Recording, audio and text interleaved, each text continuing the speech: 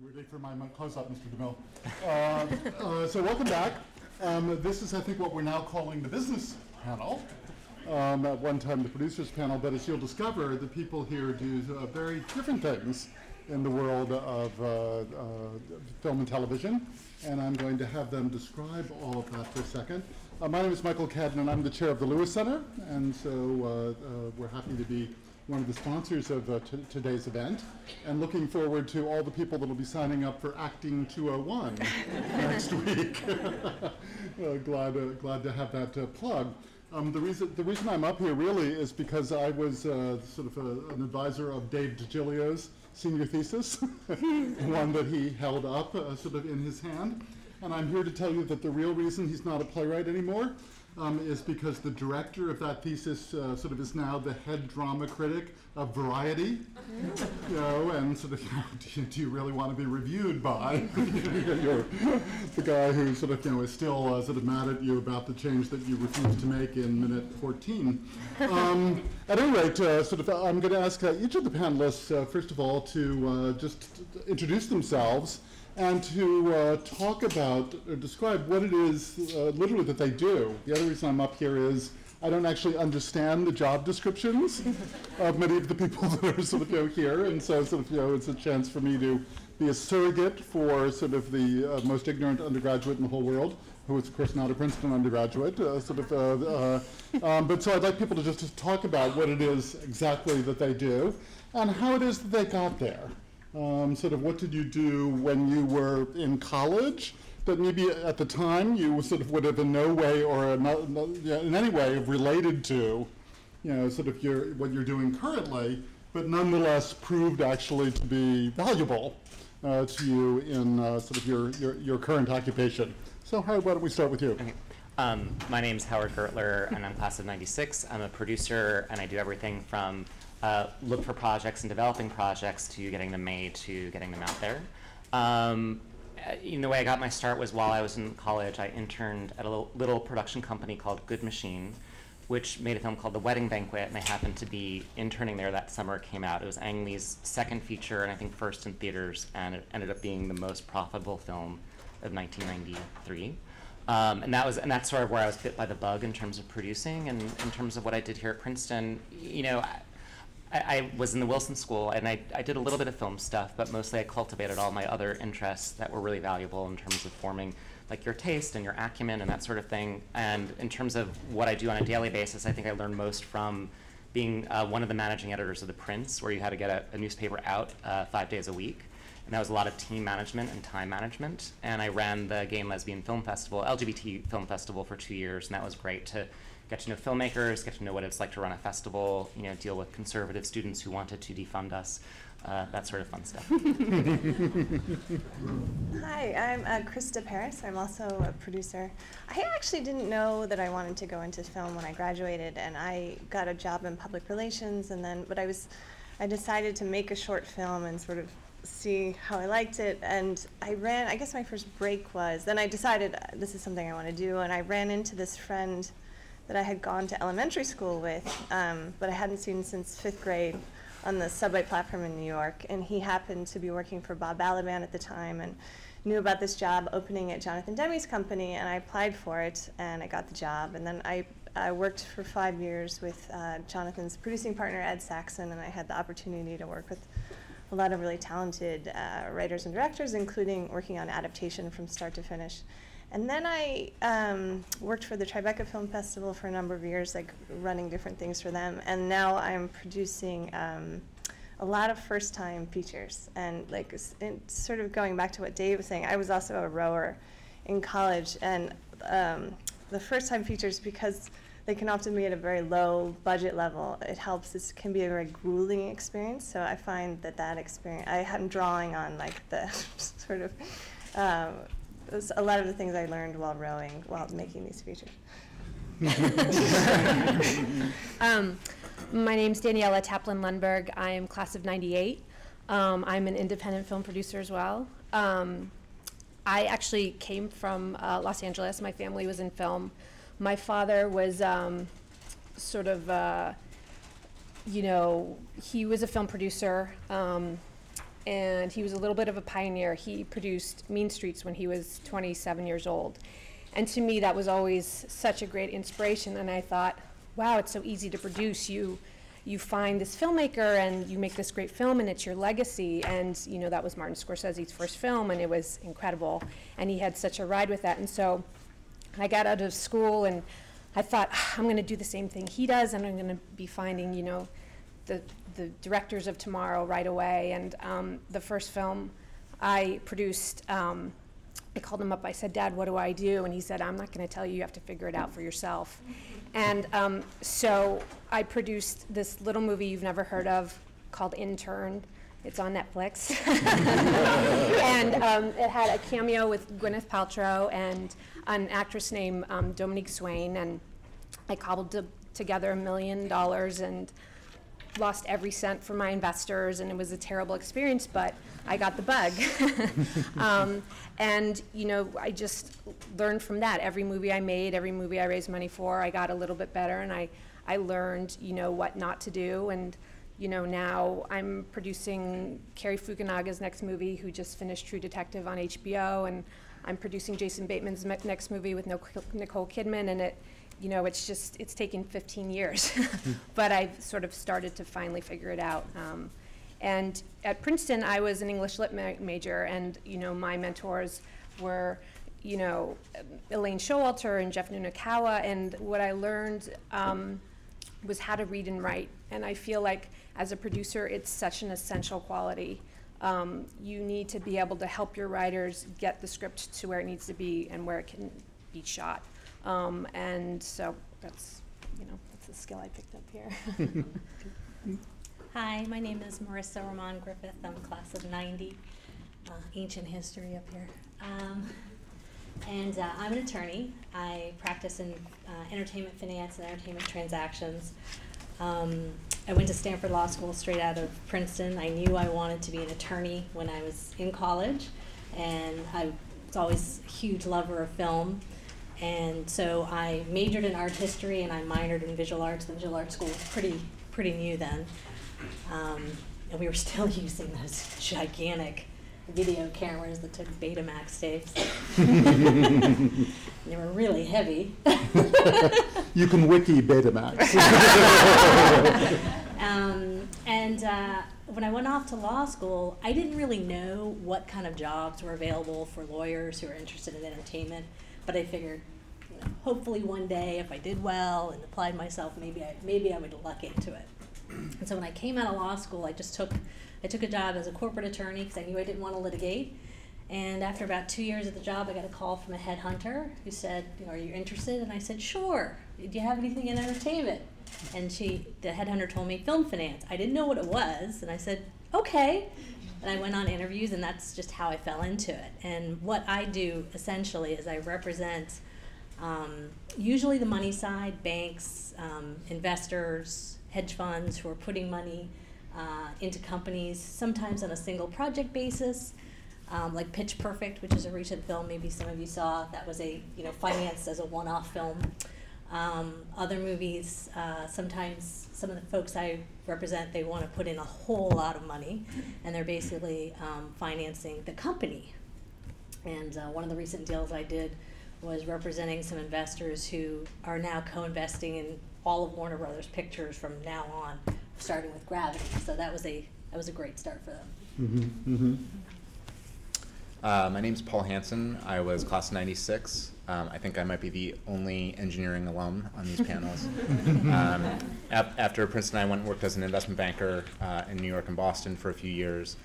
And then, having always loved movies and getting an incredibly cool opportunity, I went and worked for a company called Artisan Entertainment, which was sort of an independent studio in the late 90s, which is actually where I met Abijay as well. And I started out doing mergers and acquisitions kind of work, which is what I had done as a banker, mostly buying video libraries. And then after a couple of years, I switched over and became a physical production executive, really just learning how all the nuts and bolts of how you actually physically make a movie, from hiring the crew to the actual shooting of a film, post-production, through delivery of a film to all the distributors worldwide. And then I left around 2002. And another guy and I started our own company, which was an independent production company called QED, which we ran for another 8 years. He's still there. We sold a big chunk of it a couple years ago. But that span was sort of my stretch as an independent producer and financier. And then starting last year, I'm now the COO of another independent financing and production company called Annapurna, which is a very different experience where I would say I'm much more divorced from the creative process, where I spend most of my day basically running all of the business side of what we do, from how we acquire our rights, negotiate our deals with the talent, establish our budgets, oversee the physical production, do the distribution deals, basically, again, all the nuts and bolts for our creative team, because we have about 10 creative executives at the company. Hi, I'm Abhijay Prakash. I'm a class of 1998 from Princeton, and gosh, when I graduated, I didn't even know that any of the jobs on this panel existed, really. In my world, it was people in Hollywood who weren't actors or directors either got coffee or they were running things, and those were the only two jobs that existed. It took me a while to figure out that that wasn't the case. Actually, there was the first time the internet was happening, I kind of abandoned my PhD in economics path that I was going down after Princeton and moved to California, worked at an internet company, was of course laid off, and then was the business model. You can imagine how ridiculous it was. It was like drawn on the back of a napkin. But it was great because it got me out to California working in a role, much like Paul was describing, kind of a corporate development role, where I was able to put, the combination of knowing a little bit about numbers and having a Princeton degree was enough to get me that job, really, at the time. And then there was an opening at Artisan in a group at this independent studio.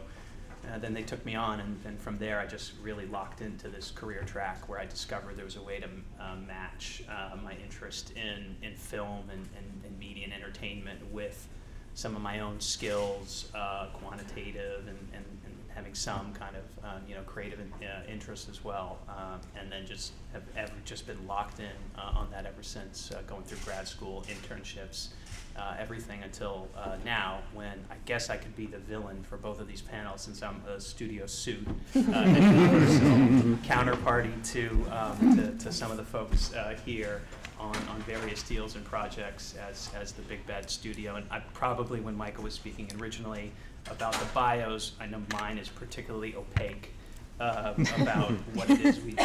So it ranges from everything from co-financing to figuring out how films get distributed across windows and how many we should make, and should we make big ones or small ones, and then getting very micro on the deal structures of various individual films or big like slate strategies. So that's still probably not incredibly descriptive enough, but I'm happy to get into it further.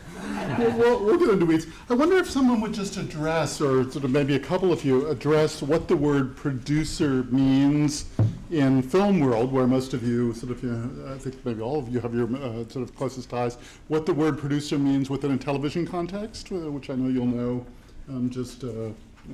being the business you are, and what it means if you happen to know this, or I could put this in the theatrical context, because it's the same word, but it has incredibly different meanings and incredibly different job descriptions, attached to it. So, someone want to jump in there? This side could probably describe the theatrical context, because they are two very different worlds.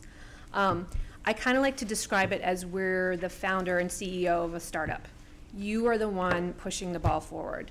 You are the one finding the money, you're finding the project, you're getting the script to a place where you can attach talent, whether that be an actor, director, what have you.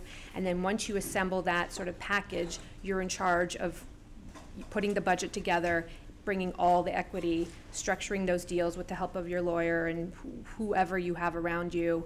And then you're in charge of hiring your line producer and your entire crew to get that movie into production. And then once that happens, you're in charge of trying to find a buyer for your film and get it out into the world. So that's an independent film producer's sort of job. So you're kind of in charge of the sort of macro. You're overseeing everything. You're hiring. You're certainly delegating to 100 people to get those things done.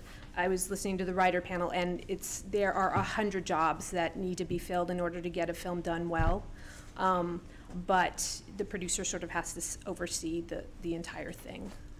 And a successful producer uses somebody else's money. Do you want to repeat that? And there are producers who are just funding things, like they're not as creatively involved or involved as the step-to-step process. Yes. Yeah, there's a whole spectrum of sort of where you see credited, particularly on feature films and independent feature films, what an executive producer or a co-producer or an associate producer means, and it could range to mean a whole lot of different things. I think, I would agree that the lead producer on a theatrical independent film is that sort of overarching shepherd of the project from conception to distribution and exploitation throughout its media windows and everything in between, which is a gross oversimplification of what happens in between. But particularly in sort of the low-budget indie world, you might see 7 executive producer credits, which are probably the 7 people who wrote checks often. Or often, if there's a high-profile actor or director who's working for virtually nothing, or much less than they normally would work, they often might get a credit, or their manager might get a credit. So there's sort of this kind of crazy combination. And then to your question, and I'm not a TV person by any stretch, but what a producer means in television tends to mean a whole other set of things, or sort of an additive set of things, which is, and I think it was Dave who was saying this, in television, the writers have a much more active role in the leadership of the project, whereas in film, in sort of the modern era, that's the director. It tends to be a director's medium. But in television, usually one of the first lead credits is an executive producer, which tends to be either the creator or the showrunner of the film. And in television, it's really the writers who make the major decisions throughout the process on behalf of the television studio. Yeah, I've done a bit of both, both on the feature side and on the TV side, and I think Daniela explained the feature side really, really well. And again, on the TV side, there isn't really independent financing for television. You're usually working with a studio and/or a network. So then there are 2 kinds of producers. There's the writing producer, the showrunner, and then the non-writing producers. And what you're often doing as a non-writing producer is you're shepherding that process and sort of sometimes being the interface between the showrunner and the studio when it comes to more of the practical, logistical things that need to get done. Mm-hmm. Yeah, sort of, and just so you know, so in the theater, the producer is also usually a money person putting together perhaps her own sort of, money in that or putting together a package. And so when they announce the Tony Award, right, you see the people that go up are actually the producers, right? Sort of they win the award, not the playwright. Sort of it was the same in ancient Greece, interestingly enough. Which is why now whenever an Edward Albee play is done on Broadway, right, the title of his piece is Edward Albee's Who's Afraid of Virginia Woolf. It's not just Who's Afraid of Virginia Woolf, because he realized he won some Tony Awards in the past, and they didn't even say his name, right? Because the names that get said are the producers' names. They're the ones that are putting together the package in a rather similar way than the way that Daniela described. Christina asked in the earlier panel to people sort of, what keeps you interested, what keeps you going? Sort of obviously you all have skills that could be used in other kinds of work. People in the earlier panel were talking about the passion for writing, and if they didn't have that, if they didn't feel the need to do that when they get up in the morning, they find something else. But I think that many of your skills are, as they say, fungible. And so, what is it about this that keeps you going? Yeah, one of the best internships that I ever did, or most revealing ones for me professionally, was in between my sophomore and junior years at Charles Schwab. Not because, I don't want to knock Charles Schwab, it's a fine institution, I'm sure, but I found it so stultifying and boring and terrible that at that moment I realized, I needed to work and devote my career to something that I cared about, a product that I care about, a service that I cared about, and And there were multiple ones, but certainly film and entertainment was one of them. And even now, when I recruit people to work, with me or for me, there's a lot of other things they could be doing, getting paid better with more upside. But you have to just love, in our case, the films. And for me, it's really easy and inspirational to go to work on the Universal backlot and see TV and film being made, and go to our events and go to screenings and see the product. And to me, it's a very easy and identifiable source of inspiration. Yeah, I would echo all of that. I think first and foremost, I just love movies, and it's something that it's easy to spend your day doing what often is completely insane, either drudge work or just bizarre things that are part of the process that can be maddening and frustrating. But when the end result is something that is really cool and everyone understands, everyone gets this product. Everyone's consumed it, everyone's participated in it, and a lot of people love it. It's easy to get behind that, as opposed to something that is either, so minute or esoteric that no one would really get it. Mm-hmm. No, I agree. And for me, it was finally getting into the entertainment business. It was a great nexus for me of what I really love as a passion, but putting my legal skills to work. I really like problem solving, and I get some very complicated transactions that I deal with, and I really enjoy that part of it. But at the end of the day, it's also really fun to go and see the movie. Sometimes if they're very nice, they'll invite you to the premiere. In terms of my networking, I gave up Sundance a few years ago, and I realized everyone was a lot younger than me. But going to Cannes, and you're standing around talking to people, and it is a very fun industry to be in. Mm-hmm.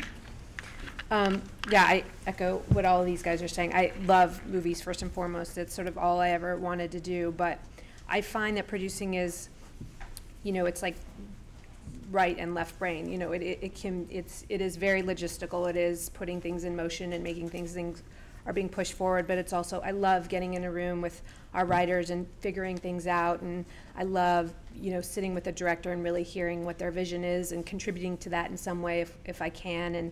And just, the process of actually making a movie can actually be the most rewarding when you have 60 people on a set all working towards one thing and they're all in sync, and it doesn't always happen, but when it does, it's the greatest feeling, because, I helped launch that ship. And so it's just, that's exciting.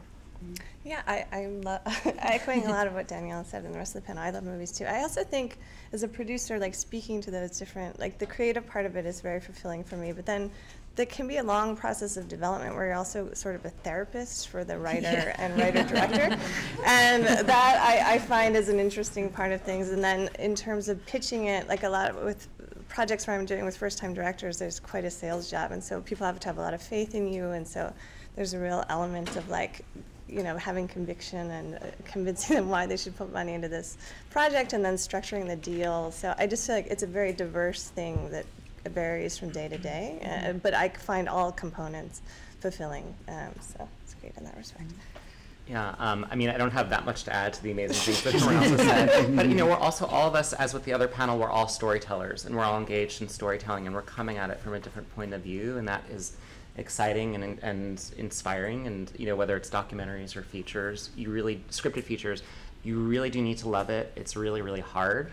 So you do have to have that passion that drives you every day, because whether you had a bad meeting or your film falls apart, whatever, you get a terrible review, there still needs to be, you still need to keep at it. And I think it just requires a certain degree of passion to keep you going day after day. Mm-hmm. Yeah. I wonder if I can ask each of you to just talk about one project, and how it came together, and sort of, producers and people in the business end are often known as the problem solvers, in the eternal dialogue between sort of commerce and art, and often find themselves in the role of therapist, play a lot of different roles in any one project. They're not simply, as they're too simplistically portrayed, often in films and television and elsewhere, the money people. Sort of, there's a lot of roles that sort of happen. I mean, I remember talking to you, Danielle, about what Maisie knew. Yeah. And sort of the evolution of that project. Yeah. And, that was it was actually a novella I had studied here by Henry James. I loved it. I'm a child of divorce. That's the topic of the book. And the script had been lying around for 15 years. It had been submitted to every studio, mini major, financier in Hollywood, and it just couldn't come together. At various times, different actors had been attached, but the lead is a 6-year-old girl. In the novel, she's 11, but in the script, she's 6. And her parents are going through a very intense divorce, and she's sort of in the middle of it, and it's all told from her perspective. So it's not a blockbuster. It's a tough film to put together. So what we did is we found the script. We loved it. I thought it was one of the more unique screenplays that I had read, and we decided to evolve the role of the mother a little bit to make it attractive to a big star. We submitted it to Julianne Moore. She responded to it. She attached herself, and that sort of helps get things started. When an actor of note attaches themselves to a project for well below their quote, well below their fee, then as an independent producer, you can start putting other things together. And then we submitted it to Alexander Skarsgård, who came in the role, and he's becoming quite a valuable actor as well. And then the directors, Siegel and McGee, he actually came on board before Alex. But with that package, we were able to get foreign estimates, which we can explain, and it sort of assessed the value of the whole film. We were able to make a few pre-sales, and then I was able to raise equity, and then we were off to the races. So I produced this film called Short Bus, and this is an example of making a movie with no name actors, but with a named director, and it's a director named John Cameron Mitchell, who made a film called Hedwig and the Angry Inch, also based on his show that's now opening on Broadway, blah, blah, blah. Anyway, so for his next movie, he said, I want to make a film that I would develop through an improv process with no-name actors that will feature explicit sex and will be about relationships. What do you think? And I was like, hell yeah. It was actually the first film I ever made as a producer. And so, that was, first what we had to do is get a little bit of money from an angel investor, just to say, okay, here's some money for the casting process, to find people who would be interested in engaging this sort of thing. This was pre-YouTube, so people were sending in these submission videotapes, which their audition, we asked them to talk about a sexual experience that was important to them for no more than 10 minutes. And it was really just to see what kind of persona they were creating on tape. And some people went way beyond the requirements. Those were not the people that we... Do you have copies? That's a DVD extra. So here we are. So and generally what the process was, we found these actors who we auditioned through the improv exercises basically, and then John in a workshop style, and we were had a little bit of money to fly people in and per diems and whatnot. John developed the script. He wrote the script in conjunction with the actors, but he was the visionary, sort of putting it together. Everybody thought we were making a porn film. My parents said if it turned out to be a porn film, I would have to pay back a portion of my college education, which is scary. In some situations. But we had eventually we had a script. We had a foreign sales company who did make some pre-sales, and it wasn't based on the actors. It was based on a director whose first film had made a significant dent in the marketplace. The sex part didn't hurt either. People still thought we were making a porn film.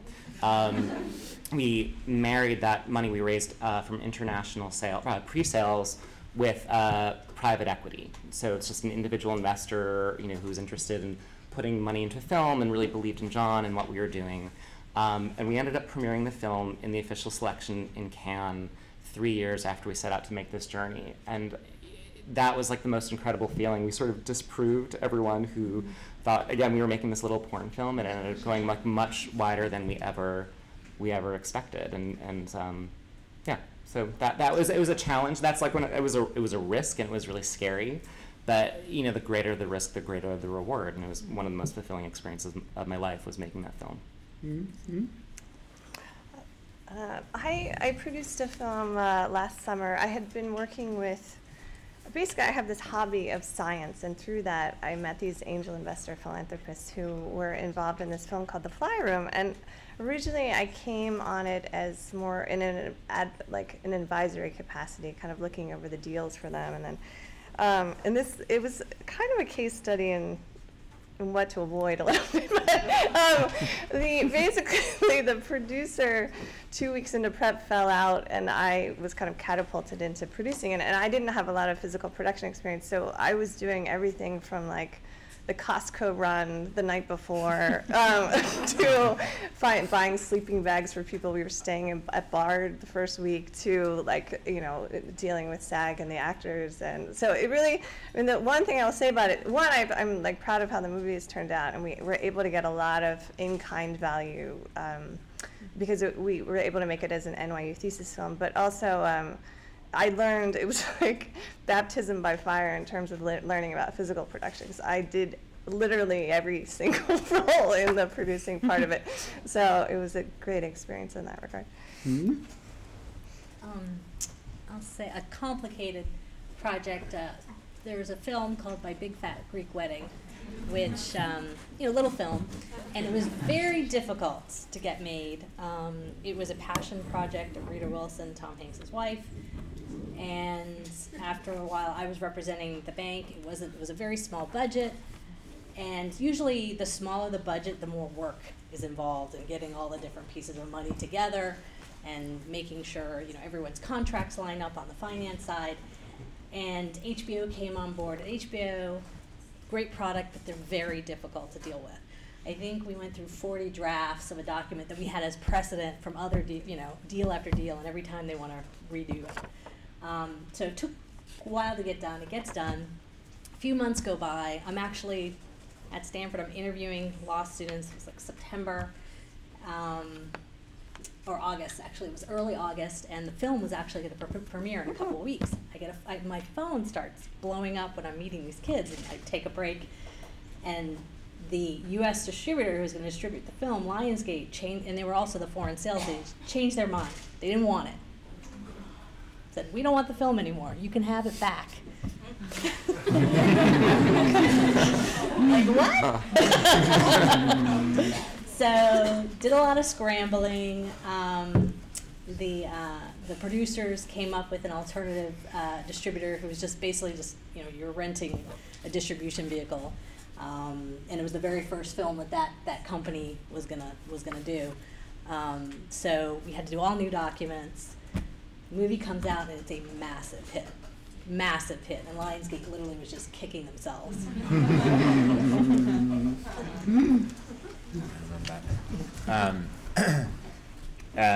The company before, the company that I had helped start, and we were probably 3 or 4 years into it, and we were heavily based on, our whole strategy was based on foreign sales. We had our own foreign sales operation, and then my partner and I were sort of the producers, and we would help, when we had a little bit of equity capital, and we would finance the movies based on pre-selling the international rights with our foreign sales group that worked for us, and then we had a little bit of equity that we would throw in to make the balance work.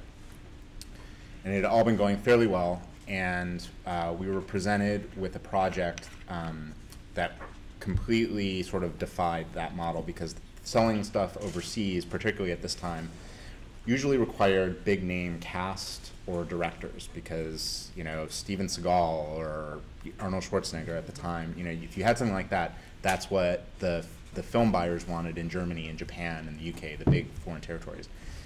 And so we always liked action movies, thrillers, whatever, and we were presented, because we had a good relationship with Peter Jackson's manager, with a movie called District 9, which the studios had all passed on as sort of a financing opportunity, because it was the script had no dialogue at the time, there were no actors, it was going to be completely improvised, and the director had never directed a feature before. He had done some really cool shorts.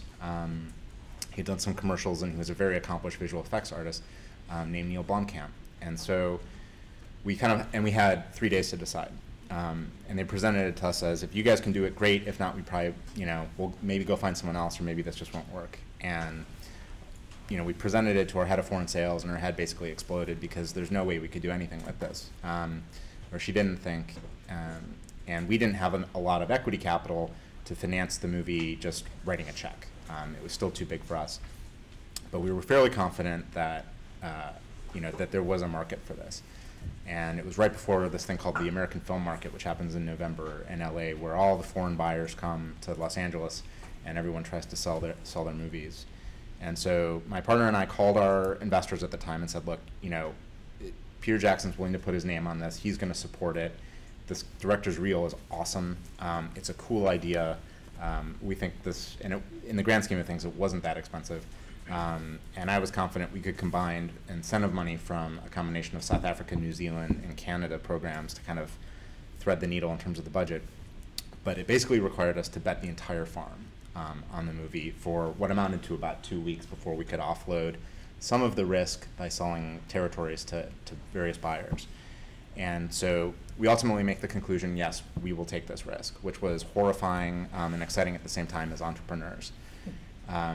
And the first couple of meetings we take with studio heads, because the first thing we wanted to do was sell the North American distribution rights with the heads of distribution at studios. And the first one was a very large studio, it wasn't yours.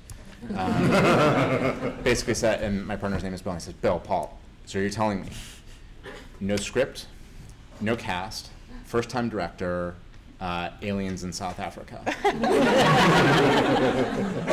we're like, yes, that's what we're talking about. And he's like, I think you guys are great. I think maybe this could be something, but there's no way I can even touch this, because if this doesn't turn out, this is the kind of thing I'm going to get fired for. So, and we had a couple more conversations like that, and we're just, sweating and in a panic. And the head of acquisitions at the time for Sony, who now works at Universal too, knew Peter Jackson very well, knew us very well, and was very familiar with Neil Blomkamp, and said, you know what, I think this may work. And so he was sort of the first, so he got us North America, and then it all snowballed from there. And then we still had, a fair amount of money at risk, but then, obviously it's a good story because it turned out well. But that was probably the most frightening as both a producer, financier, business person experience I've probably ever gone through. Yeah, well, it's what was said earlier. You have to find that one yes. Yeah. And then you can go from there.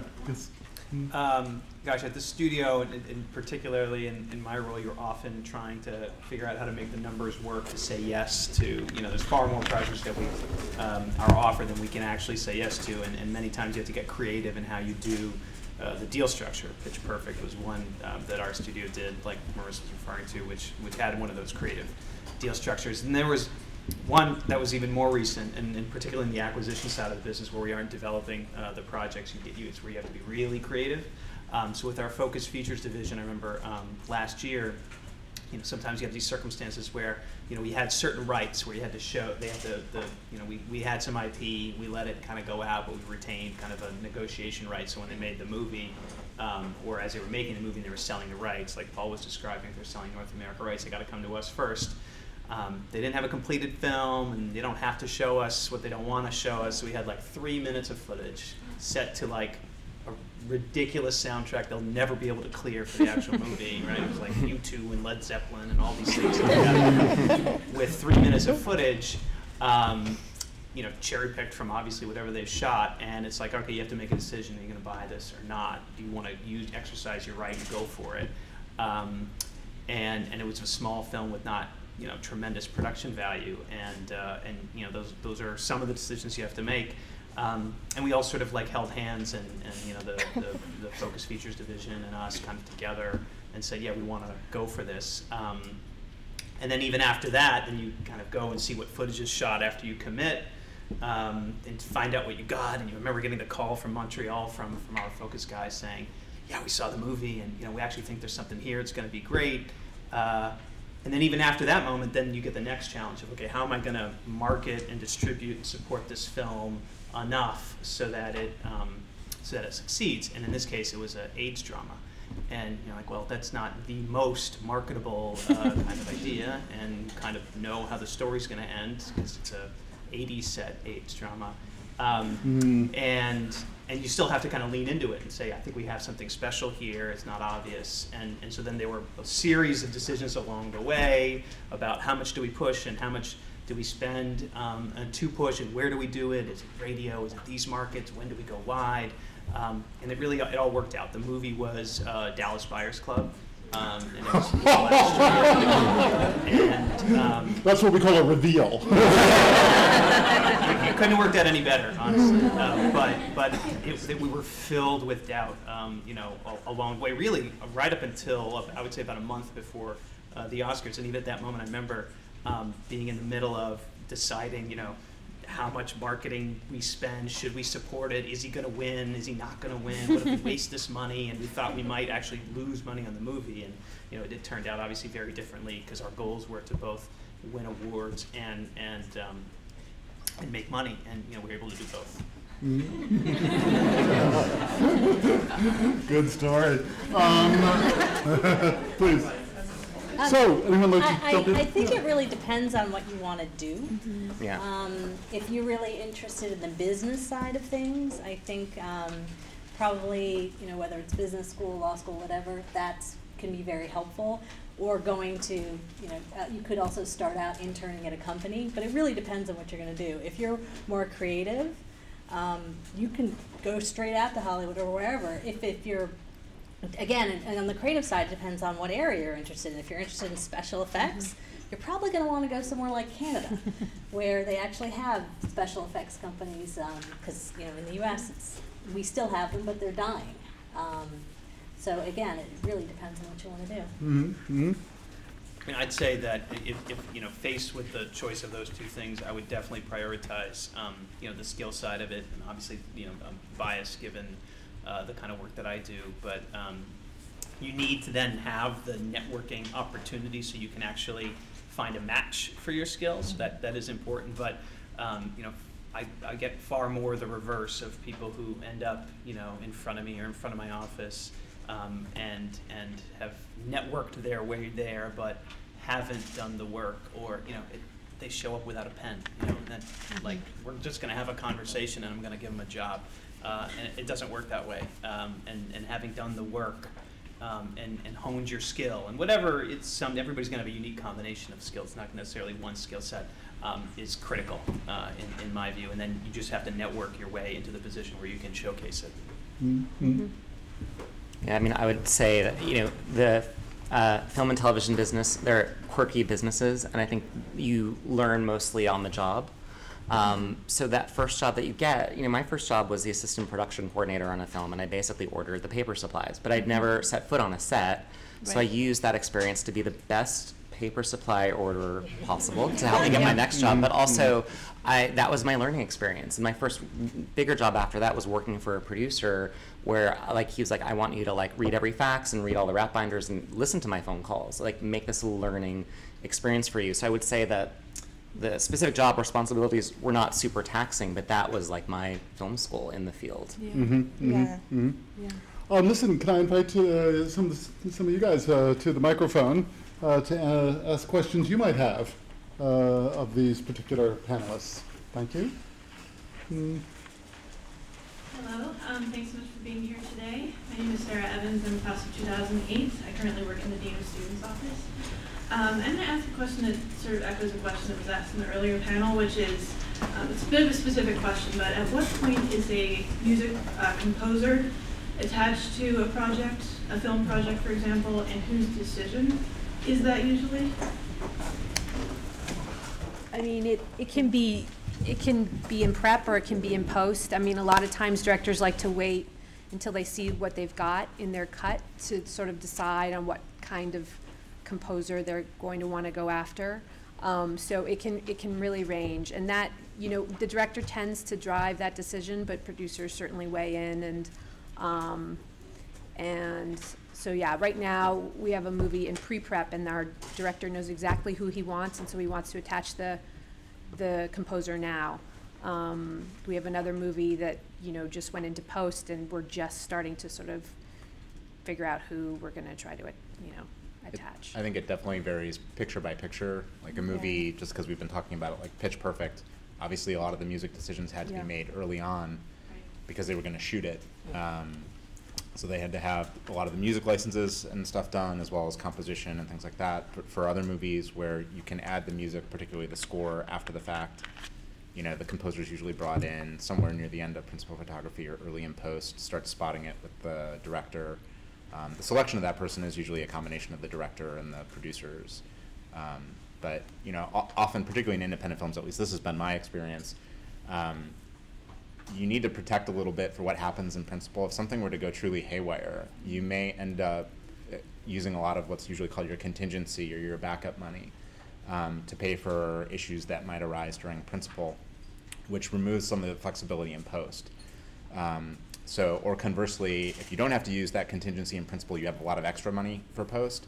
And so what I found is my conversations with directors are usually like, depending on which way that goes, helps dictate what kind of source cues, meaning like those needle drops, I think that we were referred to in the writers panel, that you can afford. A Led Zeppelin song is going to cost you $500,000, and if you have it, great, and if that's the director's choice and it's appropriate.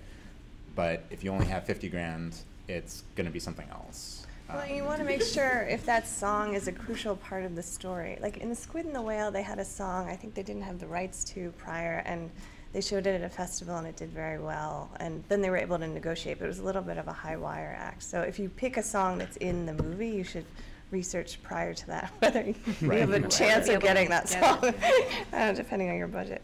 Thank you. Thank you.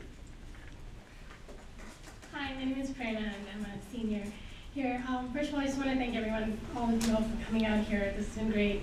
I guess my question was more, and this was asked in the creative panel as well, it's related to digital media, and how do you see kind of Netflix and Hulu and Amazon now that they're producing original content? How is that sort of changing, or is it changing anything in the business at all? More from the business perspective, because we hear the creative side. Well, my client, Media Rights Capital, they financed and produced House of Cards, which is the first television series that was created, you know, alongside with Netflix. You know, that people have talked about that a lot. You know, luckily it's a very good show, so that also really helps. But you know, having that additional area where, you know, there's more screens being available. You know, that was a non-traditional source. It wasn't just a cable network, and that source of you know, content distribution has just rapidly exploded. So because of that, the demand for actual content has also grown exponentially. So there is there's a lot out there that a lot of need, a lot of desire, which is good for people who are trying to get into the business.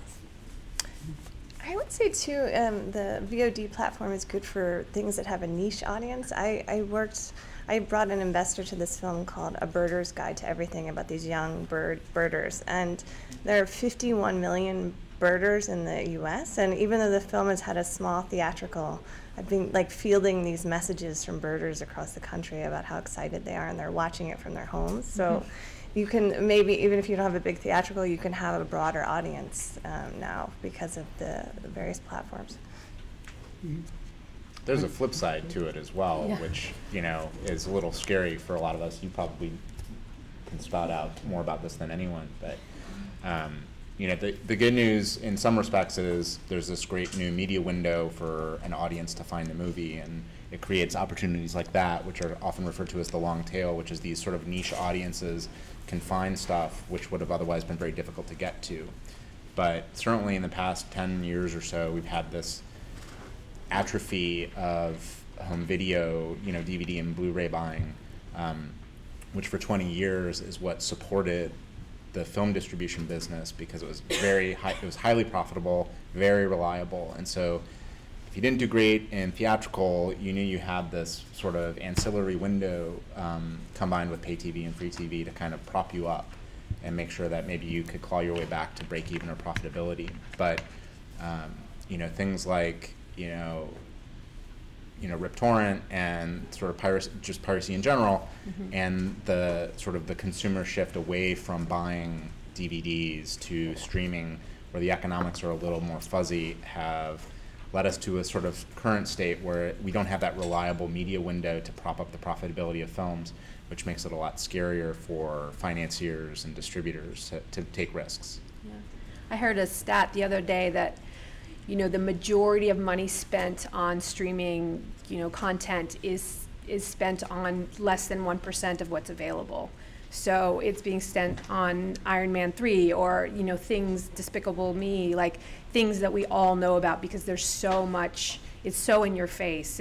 They're on the, you know, front cover of every magazine. And so you know, I think the thing that we're trying to figure out is like, how do we, if you're going to be streaming your content, how do you get you guys to know about it? And how do we get, how do we get more eyeballs on things that don't have the ad dollars that some of these bigger films do? So it's ultimately, I think we're all optimistic, you know, more eyeballs is more eyeballs, and that's great. It's just, it's like, it feels a little like the Wild West right now. It's like we don't really know where things are gonna land, but, you know, hopefully it'll end well. Thank you. Thank you.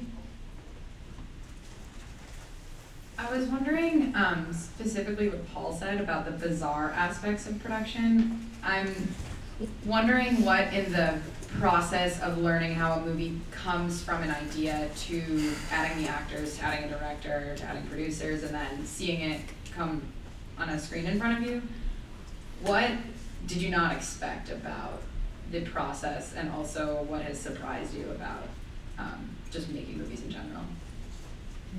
I mean, I think in film production, just being a producer, particularly an independent film producer where you're not backed by the resources of a big studio, force you into a world of, just complete unknown. So packaging a movie just in general, and, I think everyone has probably dozens of experiences along these lines, like the crazy things you do to, convince, a writer to let you option their script, to convincing a director who, if they weren't already part of the project to begin with, to do it with you, that you will help get the money, that you will help get the distribution, getting talent to do stuff, lining up talent schedules to make it all work, particularly if you're not paying them very much. And so they're going to go do Avengers for $10 million, but you're going to pay them $100,000 to do your movie, but you're going to ask them to shoot it in the middle of the publicity campaign for Avengers. I mean, things like that, like, it's just, there's so many different battles, and that's just like the packaging phase, and then there's all the exogenous crazy things that can happen when you're shooting a movie where the bulk of your budget is spent during principal photography, and you are exposed to things like weather and the behavior of actors. and particularly as an independent, you have so many constituencies that you need to take care of. You have your investors, your filmmaker, which is usually job one, which is to preserve their vision and get the movie done for them. But then you have an insurance company who's trusting you to behave yourself and to stop things from happening. A bond company who can take over the film if things go haywire. Your distributors who are counting on you to deliver the film that they committed to pay for in advance, or to put up $20 million of marketing money. So it's, I'm sure everyone has like a litany of bizarre things that they've had to do to get a movie across the finish line. I have to say kudos to the producers in the room, because you have to have a lot of patience. And same thing with the writers. You have to have a lot of patience with the process. And there are a lot of egos. And dealing with talent, and particularly their representatives, is really, really difficult. Yeah, we haven't talked about them at all, yeah, have we? I did production legal on one project, and it was as a favor to a client who, for some reason, wanted to pay us to do that. And I'll never do that again. It was the worst, most painful experience, where you're literally, it's like, but this is what this means. Like, no, I don't care. We say no because we never give that to anyone. We don't read what it means. It's just like, wait.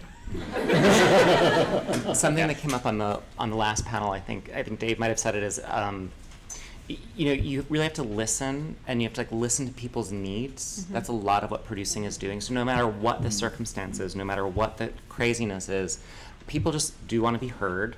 You can't always grant all of their wishes, but if you can at least parrot back to them, I heard you and I understand you, and they know that you understand them, even if you can't give them everything, then you start to see a little wiggle room. Yeah. Yeah. I feel like one of the more main jobs is like being a mother or a father. Like, you know, people just like to get things off their chests. There's a lot of yellers in this business. And I think what we've learned is just, you've got to keep your cool. I mean, like that, as a producer, I think that's like our top priority. We are not the talent. We are not the ones who are allowed to throw temper tantrums. And I don't think every producer follows that, but I think a good producer should just always keep their cool and try to like fix the problem. Like that's our number one duty. So. And just double amening that, you know, Yeah. be the calm, you know, at the center of the storm, and people, I think, will respond in kind, usually. Yeah. Thank you. Thank you. Hi, my name's Jordan. I'm a freshman, and this was kind of talked about a little bit in the creative panel in terms of like pitching and you know, how to sell the idea to, you know, a team of, you know, maybe a producer or, you know, whoever. But could you kind of talk about what you look for, and whether it's independent, you know, films or on the production side, or, you know, companies, what you look for when you're trying to pick up like a script or an idea, you know, in terms of, you know, trying to get it out to investors or something that's current at this, you know, at a certain time, or how you decide which ideas to pick up at what time? I mean, you know, I think every producer is different. There are producers who just want action films. There are producers who just want to make micro horror films. There are producers who want to win an Oscar. You know, everyone has their own sort of agenda. For me, I love the idea of trying to make something that you haven't seen before, something that feels fresh. And, you know, the more worked out it is, the better, because we may have ideas, but the more that you've put into it, that often shows. And I also, you know, we do like receiving packages with things attached, with like ideas of who the director could be or an actor who might be interested. You know, that makes it just a little bit easier for us to jump on board. And I know that's hard for you because you're still in college, but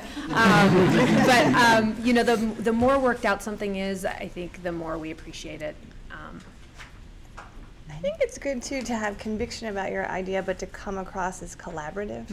Since working on a film can be a long journey, so it's nice to know that you're with someone who like has the real conviction in their idea, but also if you have notes or thoughts like about the reality of how that will work in the marketplace, that they're flexible to trying to get the movie made and have as many people see it as possible. Yeah, I mean, for me, the first question is, does the project excite me, and then does it excite the marketplace, or do I think it will excite the marketplace? And it really has to fulfill those two criteria. Yeah. Thank you. Mm-hmm. Hi, my name is Juliet. I'm a junior, and I guess this question is sort of primarily for the women on the panel. You're all welcome to answer it. I think of Hollywood and filmmaking in my brain as a very stereotypically masculine industry and kind of aggressive. And I was just wondering if you've encountered any specific challenges as being a female producer or a woman in the industry. How bad is the sexism? Cut to it. I remember early in my career, I had this very exciting project. It was a book that I optioned called The Rise of Theodore Roosevelt that Edmund Morris wrote, and it was a Pulitzer Prize winner. And no one, you know, it was about Teddy Roosevelt's early life. And this whole thing was sort of like a magical ride that never actually happened. But we got it to Leonardo DiCaprio, and he signed on, and then Martin Scorsese signed on, and it was just like this incredible package. And I was 25 years old, and we were going to pitch, you know, the studio heads, and it was incredible, and it was, you know, really was my idea. And we went into a pitch, and the head of a company said, Daniela, how did you assemble this package? How did you come across this book? And my writer, who is an older gentleman, said, it's because she's so cute. And it was one of the, I'll never forget that moment. But I honestly think that I don't experience sexism much in our business. I think if you do the work and you do good work, I don't get many doors shut in my face because I'm a girl. I don't know how you guys feel, but I just feel like keep your head down, do the work, and you know, you'll get it done. Yeah, I had an incident where I had brought in a book when I was working for Jonathan Demi's company. I brought in a book, and because sort of someone more senior in the company was having a meeting with a writer who's now a pretty high-profile writer, and didn't invite me to the meeting, and I had to really assert myself. So little things like that. But I think as a producer, it's a little bit less of an issue than for directors. There's a new fund that a friend of mine is running called Game Changer, which its specific mandate is to promote female directors, because the Sundance did a study last year about like the numbers of female directors, and there's still a lot of work to be done in terms of women working in the independent sphere and then in the studio world as directors. Yeah. On the business side, it's a little bit easier. I mean, I have had incidents. It wasn't necessarily specific to entertainment. You go on a business trip, and I brought someone along who was a junior person, and you check in the hotel, and you're talking the next day at breakfast, and you realize they're in a really nice room, and you're in the room, that like tiny room. They assumed that you were the junior person, but I think on the business side in entertainment, it's generally fine. You do get people who sometimes call you dearie and want to hug you, and but that's fine. So I don't mind. But some of that might be just a vestige of like really old school Hollywood. Old school, yeah. I mean, I can't speak to personal experience, but I mean, Hollywood, by comparison to other industries, I have to imagine does fairly well, although there are certain areas like feature film directors, I would say there's a clear disparity between male and female. But for example, there have been plenty, at least in recent years, studio heads, network heads, who have been female. Like I'd say there's a little bit more parity or just mixture in general. At least that's the impression I get. But less so for like directors, editors, cinematographers. Yeah, there are certain craft areas and skills where it's clearly still more male-centric. But I would say at the executive level, there seems to be a little bit more diversity. I will say this though too. I mean, no one should be under the impression that there is a strict meritocracy in Hollywood. That would be a complete fallacy as well. And not to say that it is, that there are sexism or racism issues, but there's a complete, and this got hinted at in the writers panel too, there's a whole social, political game that gets played, and the best product does not always win. Or the best executive or employee doesn't always win, which is probably true in a lot of other industries too, but the stories that accompany moves of people in Hollywood tend to be a little bit more salacious for some reason. Thank you. Hi, I was just wondering if you could explain the difference between working in New York and LA, kind of like the differences between that, like the opportunities and the marketplace, and like would you recommend one over the other? The weather is so much better in LA. I love going to LA. Yeah. Well, I think LA is a very studio-driven business. There's a ton of opportunity. New York is a much smaller community, and it's very independent. The films there tend to be, smaller. Not necessarily. I mean, there's a tremendous tax credit out in New York, so there are a lot of films that are coming to shoot there, but I just mean that the sort of industry is smaller. So, all the agencies are in LA, all the studios are in LA, and it is, that's the business that's there. It's really, and New York, it's a more diverse city in terms of industry. It's true. The center of gravity absolutely is in Los Angeles. I would say there are pockets of opportunity even beyond those two poles, particularly internationally. A lot of time we're spending at the studio these days is thinking about how to access international growth opportunities. And I know in some of our travels, when you go to some of these emerging markets, a lot of the infrastructure that we have in Hollywood isn't there yet. So whether it's co-financing or agencies or even writers, right, and creative talent that have film schools that they've been trained in, that's lacking. And so there's a lot of exchange programs with places like China or India where they're thirsty to grow their industry and need talent and trained talent, and so that is a pocket of opportunity for people with the right kind of skill set and interest. Within the U.S., though, I mean, just a statistical fact, it's probably 10 to 1 in terms of people, LA versus New York, and the primary decision makers tend to be in LA, but there's clearly a vibrant film and television community in New York. Yeah, I mean, I think if you're producing out of New York, you're just prepared to be going to LA pretty frequently. Luckily, there are a lot of flights. But also there's great cross-pollination in New York amongst like film and theater and publishing and magazine publishing and a bunch of different disciplines that, I think is really fruitful in terms of developing projects. Thank you. Thanks. Hi, one of my questions was when you're kind of in the beginning processes of having an idea for a movie, what are the first steps that you take in hooking investors? Can you specify, like, do you mean when you're writing a movie or once you're done with the script? Once you're done with the script and need investors. To make your movie. I think finding a producer with a little bit of experience is obviously helpful. It's hard just to, unless you have a network of people that know your writing and trust you. And sometimes, I know a lot of writers who have started that way, who, make their movie for $25,000 and submit it to festivals, and it's just sort of a building block, and then you have something that you can show. And so there's certainly a way there. And then it's also trying to get representation, and that's often a hard thing. But if you've finished a script, having an agent or a manager is often helpful, because there is a whole world. There's a whole network that's hard to just sort of dive into yourself.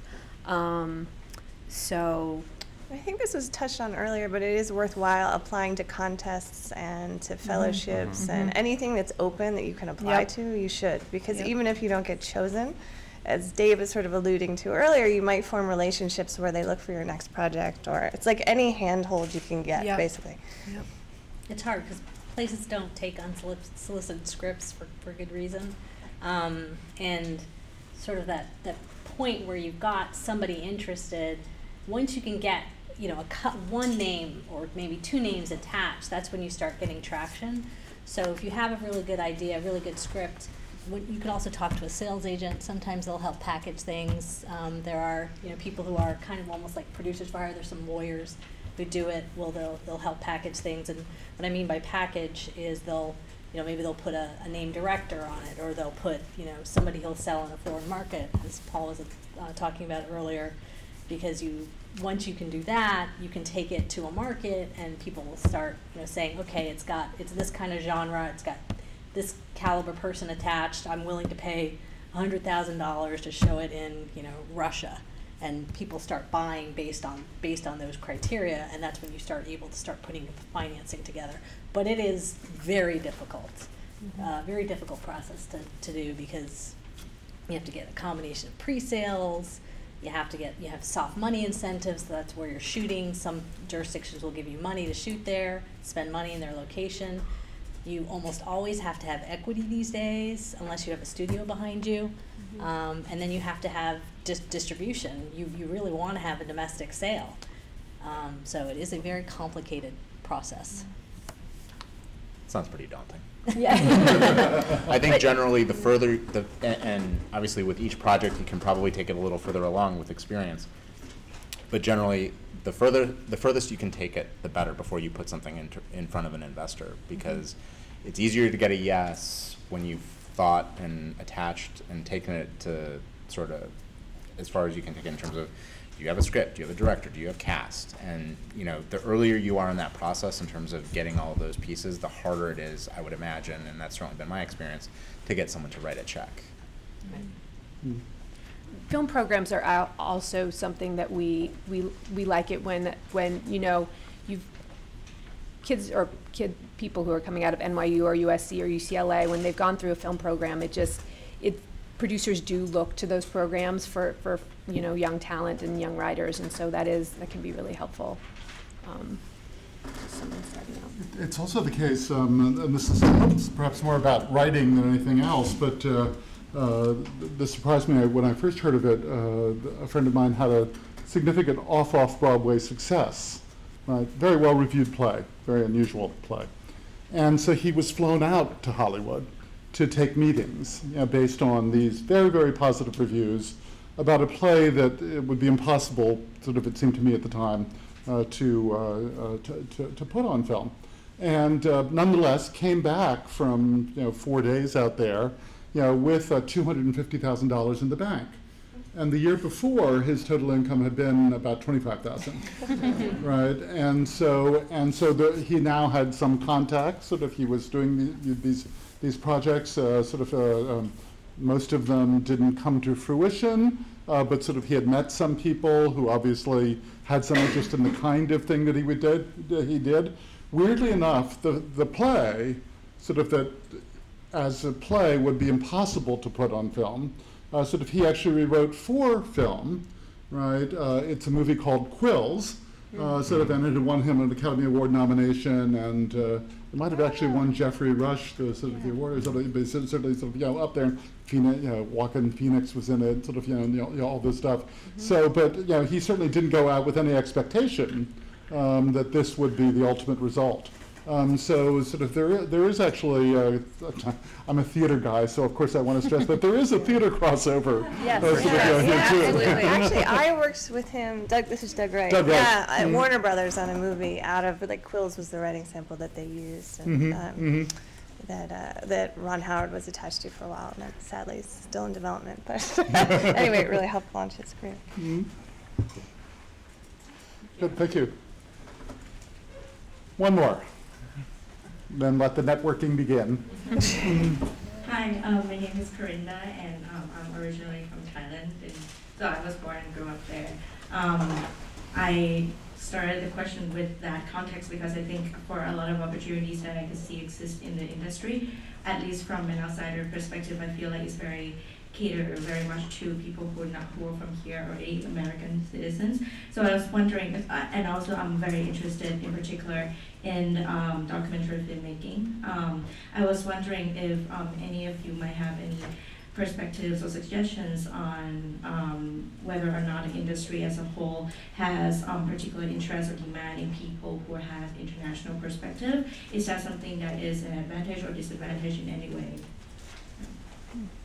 Well, I think it's a great advantage, and of course, like various people on this panel that prior have said, obviously, if, knowing the vernacular and knowing the subject matter, if you're interested in documentary filmmaking, whether it's the production side or some other aspect of it, if you've got that command, then the diversity can only be an asset.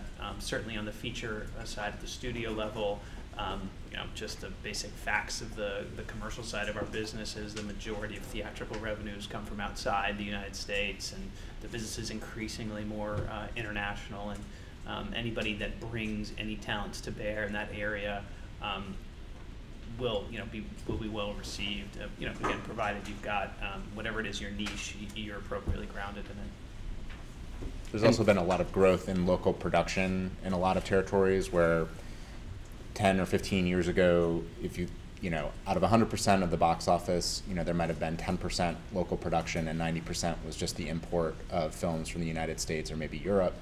And in a lot of territories, good examples are like Korea or Japan, where it's completely inverted, where local production or in that case, more regional films. So in Korea or Japan, it might be just Asian films, are now probably 2/3 of the box office there, and the U.S. and European stuff is a much smaller slice. Yeah, and some people will cast their films, saying who's going to play in the Asian markets, because the Asian markets have become really, really significant. I also know, some companies who have shot slightly different scenes to play overseas because those scenes will play better over there. It's just, the international aspect is really huge. And to speak really quickly to the financing of documentary films, which is quite different from scripted features. For documentary film investors, the return on investment is not necessarily financial. It's like a social good. So sometimes, for How to Survive a Plague, we made the movie for much more money than was probably warranted for how it did in the marketplace, but most of it was non-recoupable. It was grant money that the investors did not need to see back. It was the Ford Foundation or the Elton John AIDS Foundation. It was organizations that had a vested interest in moving the needle on an issue by moving hearts and minds through great storytelling. So I think when it comes to documentary filmmaking, something you want to start thinking about are what are the foundations that support the areas or issues that you're interested in addressing.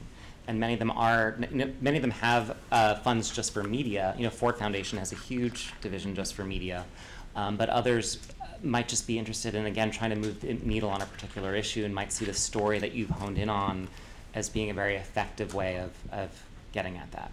Mm-hmm. Well, my thanks to the panelists for donating their time and insight into some of these issues, and thanks to all of you for coming out, and sort of please join us outside and inside.